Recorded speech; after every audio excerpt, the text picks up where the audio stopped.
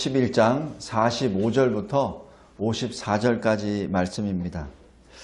여기 설교 요약을 참고해 주시기 바랍니다. 우리는 항상 우리가 범한 죄에 대하여 하나님 앞에 솔직해야 합니다. 그것이 우리가 하나님께 나아가는 첫 걸음입니다. 그러니까 솔직해야 됩니다. 무엇을 덮거나 무엇을 가리거나 해서는 결코 안 됩니다. 만약에 가리게 되면은 그만큼 하나님으로부터 떨어져 나가는 겁니다. 그래서 하나님께 더욱더 가까이 나아가기 위해서는 하나님 앞에서 정직해야 합니다. 예수께서 공생애 하시는 그 당시 유대교 지도자들이 예수님이 하시는 말씀을 테스트하기 위해서 37절부터 44절까지 또 예수님을 점심에 식사에 초대하시고 또 예수님이 자기들이 만든 그 규례에 지키지 않는 것을 보고 거기서 책 잡으려고 또 하기 시작하죠. 그러자 예수님이 말씀하십니다. 참으로 너희들은 평토장한 무덤 같아서 너희도 알지 못하고 다른 사람도 알지 못하는 그러한 이 위선 속에 있다라고 말씀하십니다. 그러자 45절에 한 율법 교사, 그러니까 요새로 얘기하면 신학자입니다. 율법 교사가 예수님께 이렇게 말씀합니다. 선생님이 이렇게 말씀하시는 것은 우리까지 모욕하는 것 아닙니까? 라고 지금 또 공격하기 시작합니다. 이럴 때 예수님이 46절에 첫 번째 화 있을진저라고 또 말씀합니다. 너희 신학자들이여 지기 어려운 짐을 사람에게 지우고 너희는 손가락도 거기다 대지 않는다라고 말씀합니다. 설교 요약 1번에 작은 3번 보십시오. 지금 이 시대를 사는 설교자들, 저를 포함한 모든 설교자들은 하나님의 말씀을 선포합니다. 그래서 성도들이, 교인들이 하나님의 영광을 위하여 살 수 있도록 인도하는 그러한 사역을 감당합니다. 그런데 설교자 자신도 행하지 않으면서 설교해서는 안 됩니다. 이거는 저에게 하는 지금 말씀입니다. 설교자가 하나님의 말씀을 풀어서 설교할 때는 하나님 앞에 서원하는 겁니다. 내가 그렇게 살겠습니다.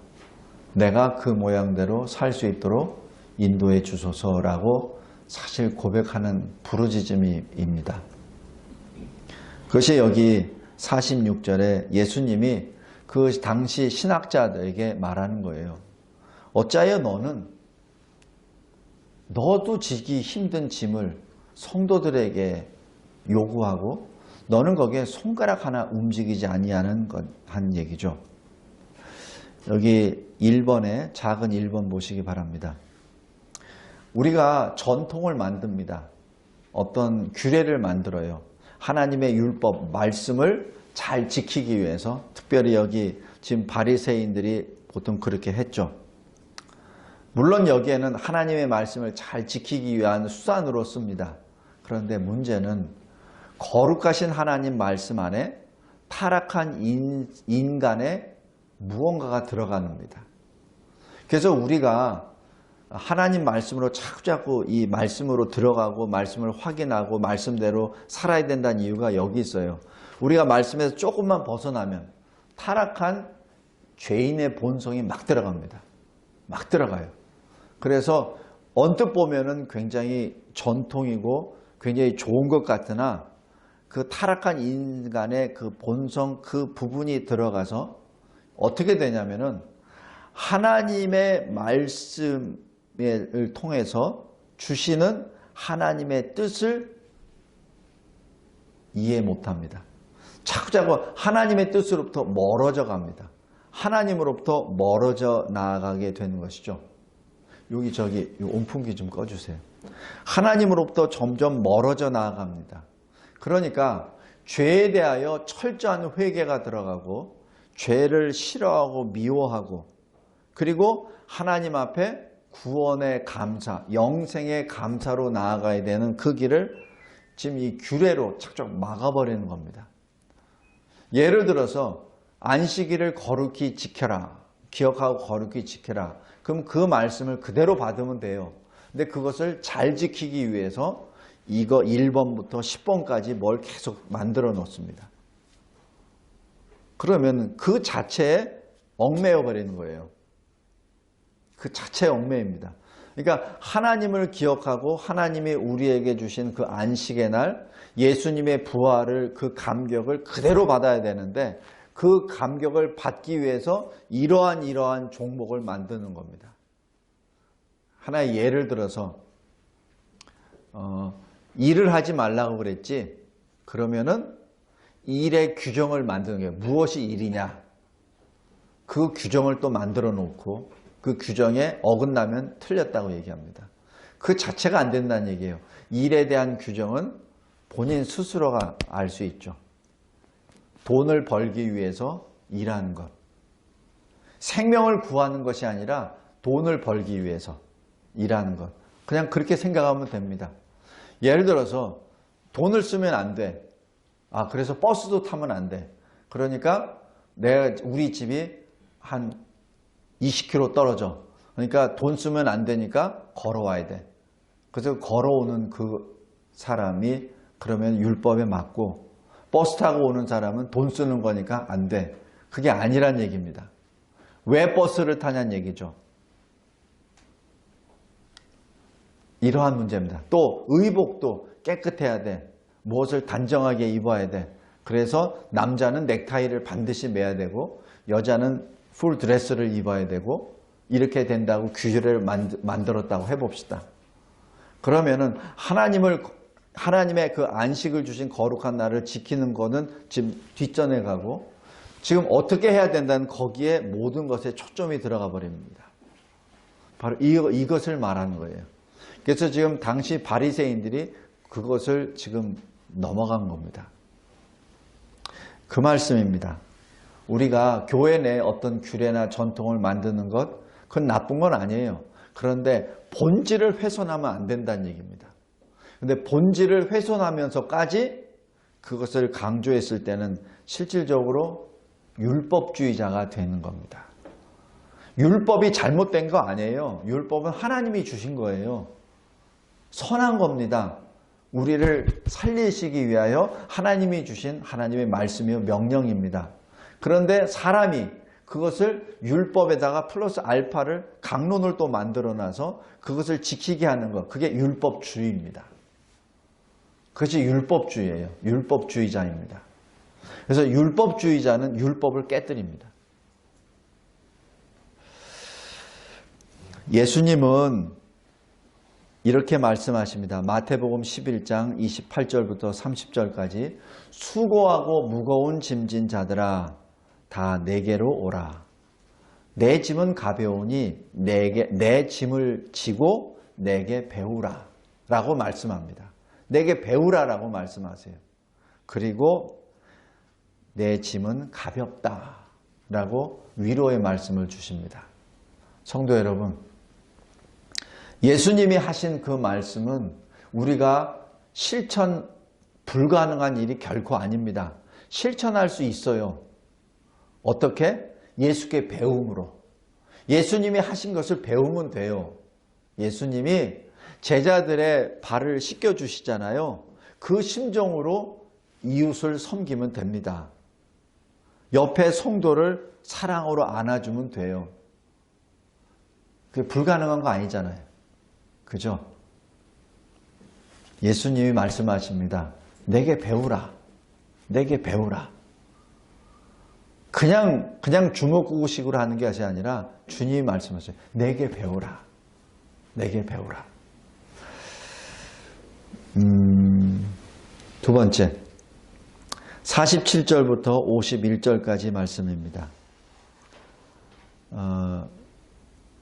하나님의 말씀을 전하는 자가 선지자입니다. 그런데 제가 반복해서 말씀드렸듯이 그냥 말씀만 전하는 자가 선지자가 아니요, 말씀을 통하여 하나님의 뜻이 무엇인지를 가르쳐주는 자가 선지자입니다. 그래서 하나님의 말씀을 전하는 선지자를 거부한다는 것은 하나님을 거부하는 거예요. 근데 이 거부의 역사는 아담 역사부터 계속 일어납니다.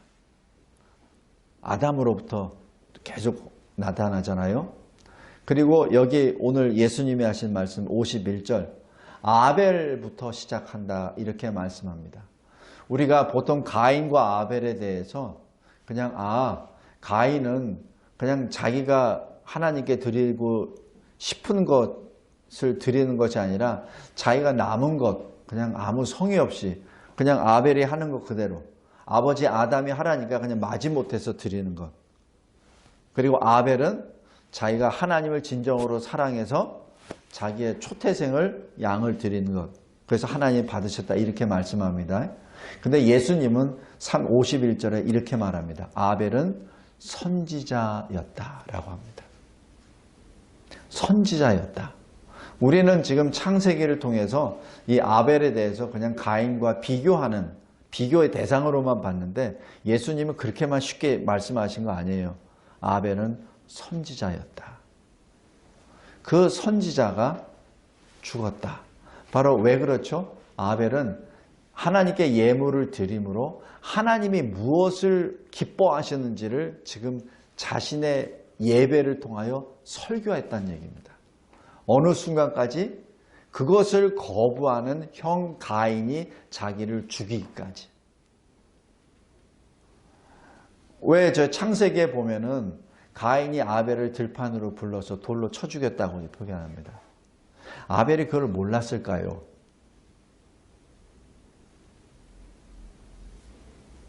아벨이 형 가인이 불렀을 때 자기를 공격할 거라는 거 모르고 나갔을까?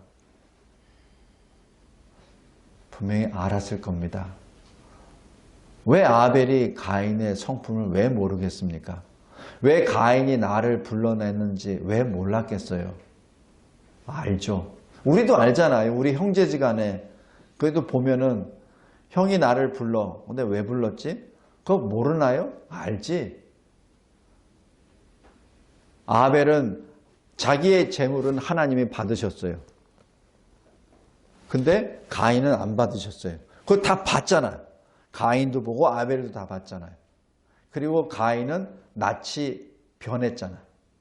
그죠? 그리고 아벨을 부른 겁니다. 아벨은 직감적으로 영적으로 알았을 거예요. 그런데 그냥 나갑니다. 그것을 예수님이 하시는 말씀. 아벨은 선지자였다.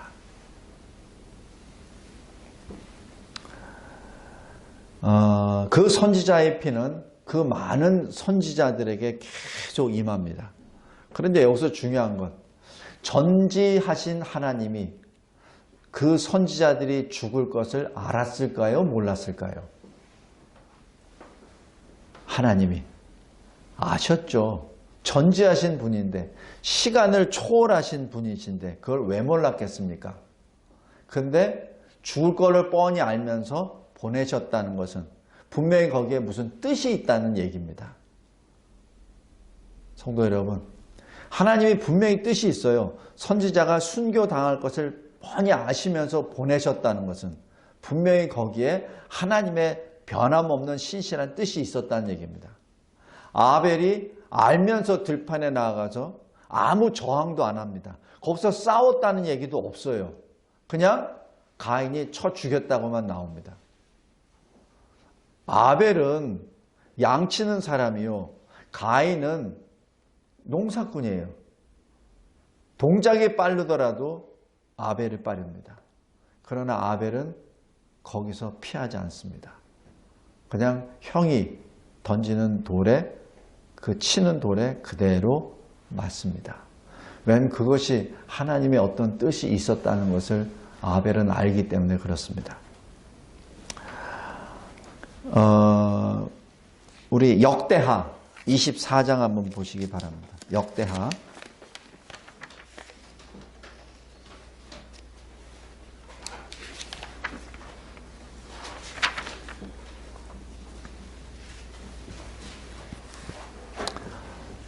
구약성경 686페이지입니다.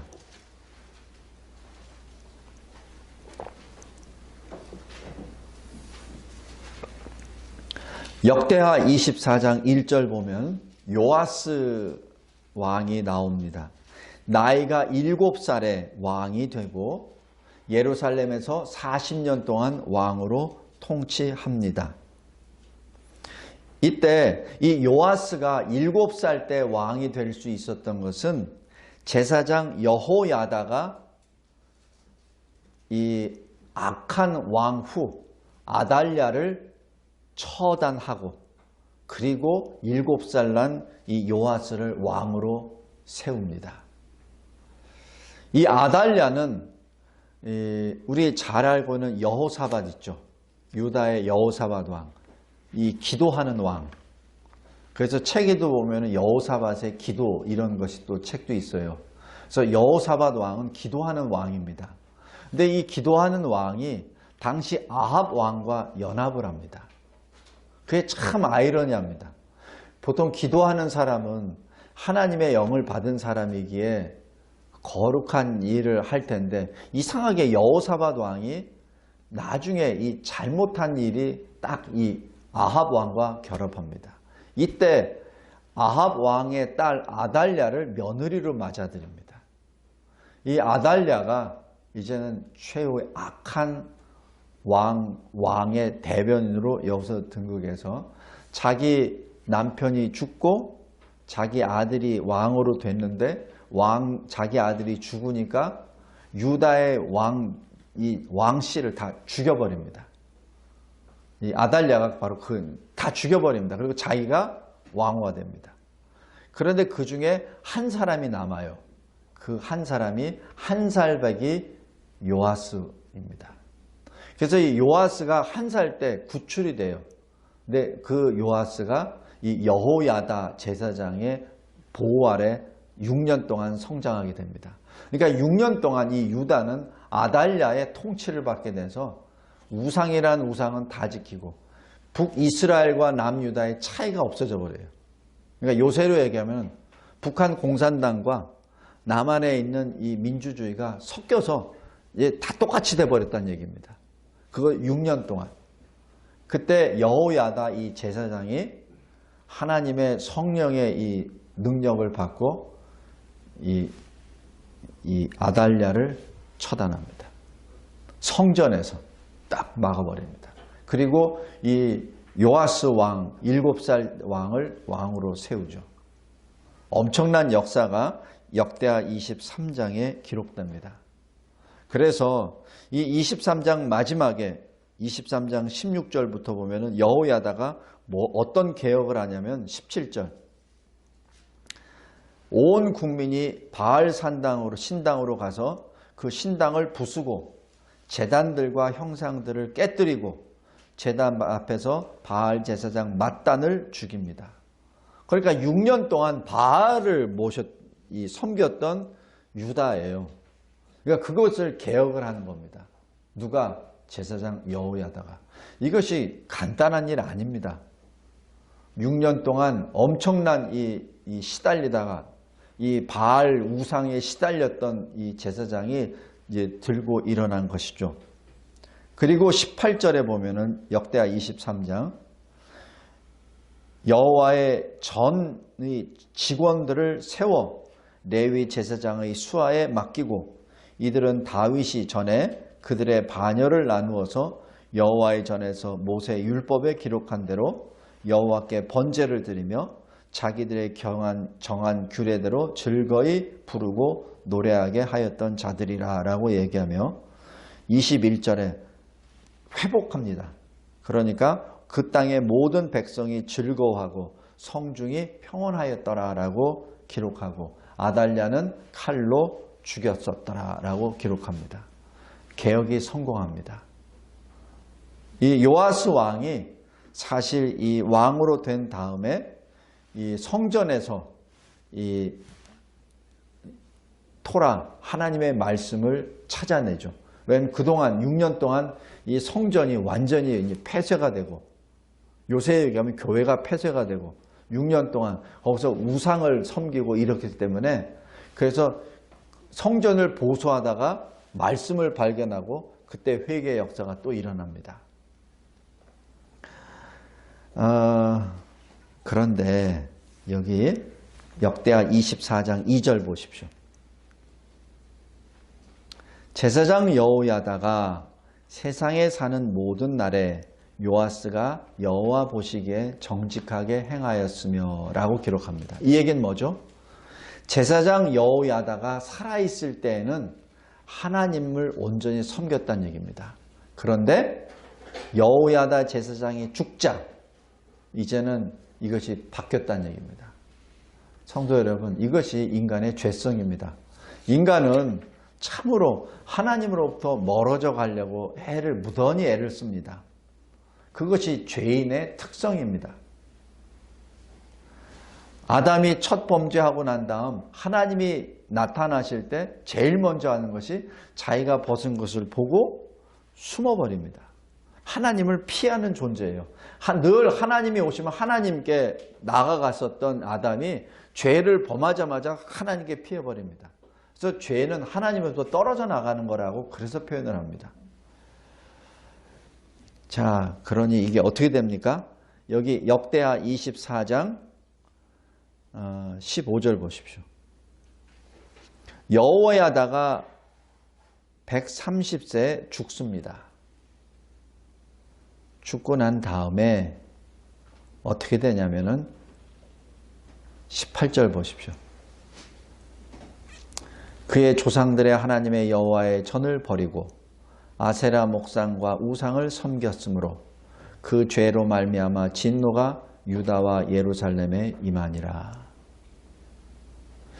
여기서 어떤 진노가 일어났는지는 잘 모르겠으나 아마 여기에 또 역병, 전염병이 일어났거나 아니면 기근이 일어났거나 아마 전쟁이 일어났으면 기록이 되어 있을 텐데 그것 없는 거 보니까 분명히 기근이나 전염병으로 아마 임하였을 겁니다. 그럴 때 19절 여호와께서 그들에게 선지자를 보내사 다시 여호와에게로 돌아오게 하려 하심에 선지자들이 그들에게 경고하였으나 듣지 아니하니라 라고 기록합니다. 이겁니다.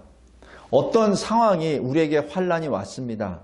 그렇다면 그 환란을 그냥 자연현상으로 보지 마시고 하나님과 나와의 관계에서 무슨 일이 벌어졌는지를 알아야 합니다. 그래서 하나님이 나에게 무엇을 요구하시는지를 깨달아 알아야 돼요. 매를 맞았으면 왜 내가 매를 맞았는지 알아야 되지. 그래야 내가 매를 안 맞을 수 있잖아요. 그죠? 매를 맞으면서도 이거는 하나님의 절대 주권이니까 그건 맞아? 맞아? 그러면은 그거는 하나님이 때리는 그 의도가 전혀 안 맞잖아요. 그죠? 그런데 하나님이 19절에 선지자들을 보내고 그리고 경고까지 하셨습니다. 근데 듣지 않습니다. 그래서 20절에 이에 하나님의 영이 제사장 여호야다의 아들 스가랴를 감동시킵니다. 여호야다가 누굽니까? 바로 우상 그 북이스라엘과 똑같이 만들어진 아달랴를 제거하고 종교개혁을 단행했던 바로 그 사람이에요. 그 아들이 이제 제사장이 된 겁니다. 그 제사장이 이제는 하나님의 영을 받고 제사장으로서가 아니라 선지자로서 지금 말하는 겁니다. 스가랴가. 어떻게 말하냐면은 너희가 어찌하여 여호와의 명령을 거역하여 스스로 형통하지 못하게 하느냐 하셨나니 너희가 여호와를 버렸으므로 여호와께서도 너희를 버리셨느니라 이렇게 말씀합니다. 그러면 어떻게 되죠? 여호와께로 돌아오면 되잖아요. 지금 돌아오라고 이렇게 말씀하신 건데 21절에 어떻게 하죠? 무리가 함께 꾀하고 왕의 명령을 따라 그를 여호와의 전 뜰 안에서 돌로 쳐 죽였더라. 어떻게? 요아스 왕의 명령을 따라. 이게 뭐예요? 요아스가 명령 내린 거예요. 죽이라고. 그죠? 성도 여러분, 굉장히 이게 무서운 말입니다. 요아스가 누구예요? 종교개혁을 단행함으로 태어난 왕이에요. 그래서 지금 요아스 왕이 엄청난 성전 회복 운동을 다 합니다. 그런데 문제는 요아스가 스스로 한 것이 아니라 여호야다 제사장의 힘으로 한 거란 얘기예요. 그러니까 이 제사장이 여호야다 왕 제사장이 죽자마자 요아스 왕은 원래 모습으로 돼버린 겁니다. 그러니까 이 선지자의 사명을 가진 이 스가랴가 하나님의 감동을, 성령의 감동을 받고 지금 말씀을 전하는데 듣기 싫다 이거죠. 죽이란 얘기입니다. 자, 22절에 이렇게 기록합니다. 요아스 왕이 이와 같이 스가랴의 아버지 여호야다가 베푼 은혜를 기억하지 아니하고 그의 아들을 죽이니 그가 죽을 때 이르되 여호와는 감찰하시고 신원하여 주옵소서 하니라. 지금 이 스가랴 선지자가 말한 겁니다. 여호야다의 아들 제사장 스가랴. 제사장이면서 하나님의 성령의 감동함을 받고 선지자로 하나님의 말씀을 전하다가 여기 돌로 맞아 순교합니다. 여기 누가복음 11장 다시 돌아가겠습니다. 51절에 아벨의 피로부터 제단과 성전 사이에서 죽임을 당한 사가랴 피까지 하리라. 성도 여러분, 이러한 선지자들의 피가 계속 진행됐던 것이 구약의 이야기입니다. 구약의 역사입니다. 그러다가 어디에서 절정에 도달합니까? 예수 그리스도 십자가 죽으심에서 절정에 다릅니다. 그리고 모든 것이 거기서 성취됩니다. 성도 여러분, 우리 그리스도인들은 어떻게 해야 됩니까? 그래서 회개해야 됩니다. 천국에 들어갈 확신이 없어서가 아니라 천국에 들어갈 확신이 있기에 그래서 회개하는 겁니다.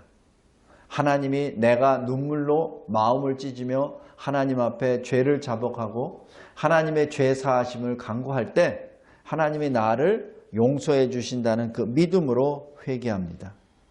그리고 예수 그리스도를 구주로 신앙 고백합니다. 그것이 그리스도 안에서 새로 된 피조물임을 증거하는 것이죠. 우리가 그리스도 안에서 새 생명을 얻었음을 그걸 어떻게 압니까? 늘 회개합니다. 그리고 하나님께 늘 가까이 나아갑니다. 누구의 이름으로? 우리 구주 예수 그리스도의 이름으로. 그런데 요즘 예수님께서는 지금 예수님의 십자가 죽으심을 내다보면서 지금 선지자들의 예를 말씀하시며 지금 너희들이 그 죄를 담당하리라 라고 말씀합니다. 왜? 그 죄를 묻는 것이 기뻐서? 아닙니다. 회개하라고 말씀하시는 것이죠. 그 다음에 52절입니다. 세 번째 화에 있을진저. 어떤 사람입니까? 하나님의 말씀을 혼잡하게 하는 거짓 선생들입니다. 하나님의 말씀을 가르치는 율법교사, 신학자들은 도대체 누구죠? 구원의 지식을 가르치고 구원의 길로 인도하는 자입니다. 그것이 그들의 사명이에요. 그런데 말씀을 혼잡하게 만들어버립니다. 말씀을 자기 멋대로 해석해버립니다. 그리고 그걸 가르쳐요. 논문을 써요. 발표를 합니다. 그걸 주장을 합니다. 그럼 어떻게 되죠? 자기는 물론 잘못된 해석 적용 때문에 자기는 천국으로 들어갈 수 없어요. 근데 그것을 듣는 성도들, 그것을 듣는 믿음이 연약한 그리스도인들이 도매금으로 다 그쪽으로 빨려 들어가 버리죠. 그래서 이 52절에 이렇게 말씀합니다. 너희가 지식의 열쇠를 가져가서 너희도 들어가지 않고 또 들어가고자 하는 자도 막아버린도다 라고 말씀합니다. 성도 여러분, 꼭 명심해 두십시오. 세상이 악하면 악할수록 그리스도에 대해서 착착 흠집을 냅니다. 흠집을 냅니다. 그리스도는 사람이었어. 맞아요. 근데 거기에 하나님이라는 것을 빼버립니다. 그리스도께서 다시 오시겠다고 말씀하셨어. 그런데 그때 누구한테? 제자들에게. 언제? 포도주를 마시면서. 그래서 예수님이 술 취해서 그렇게 얘기하실 수도 있어. 예수님 안 오실 수 있어. 이게 누구 말인 줄 아세요? 교황청, 로마 캐톨릭 교황청 주교단에서 말한 겁니다.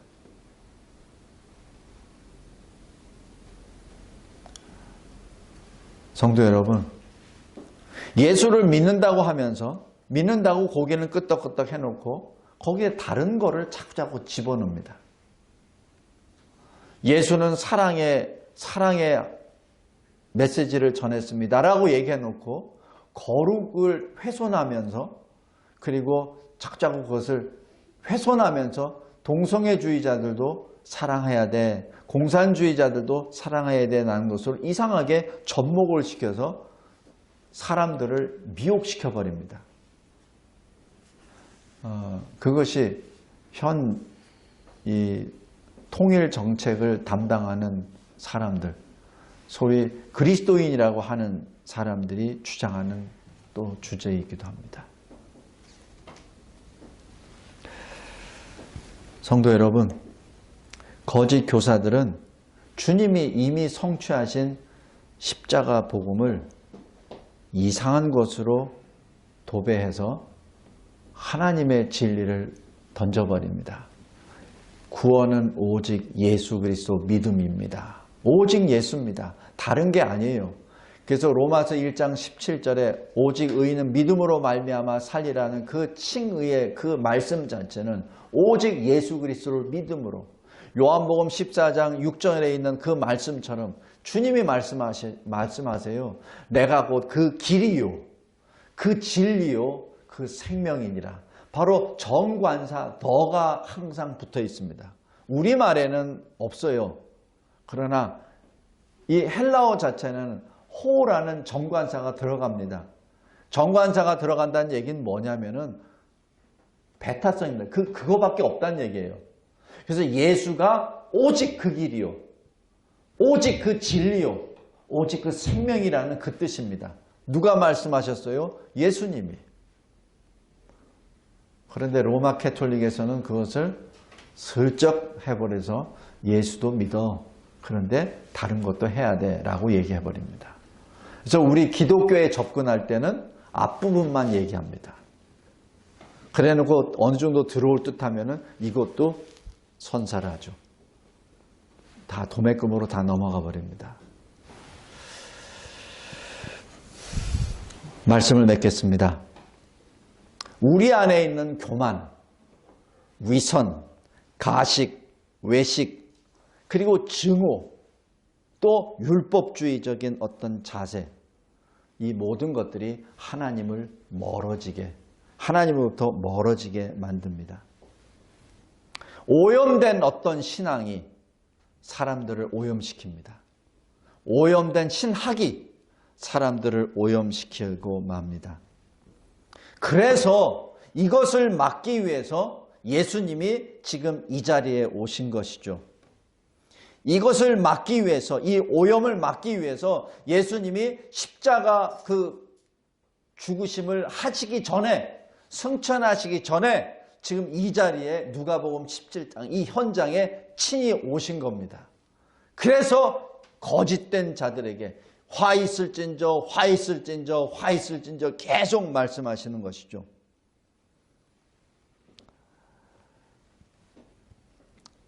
하나님 말씀 앞에 원망과 낙심이 아니라 회개로 구원을 받아야 합니다. 이사야 선지자가 이사야서 6장 5절에 하나님을 만나고 영광의 하나님 그 보좌 앞에 만난 다음에 첫 성으로 하는 것이 이사야서 6장 5절, 화로다. 내가 죽게 되었도다. 내가 망하게 되었도다.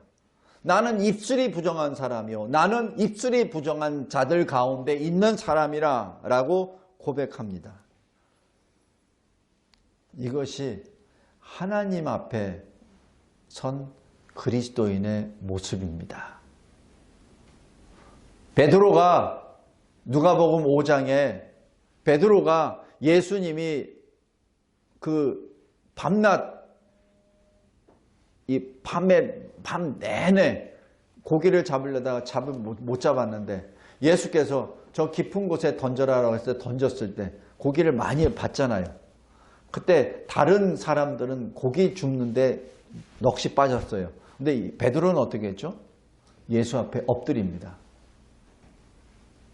주여 나를 떠나소서 나는 죄인이로소이다 라고 고백합니다. 그것이 이사야서 6장과 똑같은 겁니다. 베드로는 그때 주님의 그 표적, 이 사인을 보고 바로 주님이 하나님이심을 거기서 만난 것이죠. 우리가 주 앞에 섰을 때 이런 심정으로 이런 마음으로 주 앞에 서야 합니다. 율법주의적인 그런 마음, 원망과 낙심이 결코 있어서는 안 됩니다. 나의 의의가 또 드러나서도 안 됩니다. 나는 내 의의를 내세울 수 있는 존재가 아닙니다. 나는 처절한 죄인입니다. 하나님 앞에 얼굴을 들 수 없는 죄인입니다. 그래서 그런 마음으로 주께 나아가야 합니다. 분명한 것은 구원의 확신이 없어서 그러는 것이 아니라 구원의 확신이 있는 의인이라 칭함을 받은 그리스도인이기에 우리는 하나님 앞에 더욱더 엎드릴 수밖에 없습니다. 요한계시록 1장 시작됐을 때 사도 요한이 예수님을 만난 그 당시에 마지막 사람이었습니다. 생존하는 마지막 사람.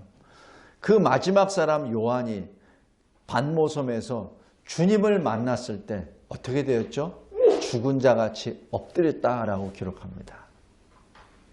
성도 여러분, 나는 그리스도이니까, 나는 칭의받은 사람이니까, 나는 하나님 앞에 늘 나는 구원받은 자로서 이렇게 당당해. 그런 모습이 물론 틀린 것은 아니지만 당당하면 당당할수록 더욱더 하나님 앞에 엎드려야 됩니다. 더욱더 하나님 앞에 엎드려야 됩니다. 그러지 않고 하나님의 나라와 의를 구할 수 없습니다. 다시 한번 주님이 주시는 말씀을 마음에 새기기 바랍니다. 53절, 54절 그럼에도 불구하고 그 생명의 주님 앞에 생명의 주님을 공격하는 행위가 세상에서는 또 이릅니다. 이 시대를 살면서 다시 한번 주 앞에 엎드리는 저와 여러분이 되시기를 주 예수 그리스도의 이름으로 기도합니다. 하나님 아버지 감사하고 감사합니다.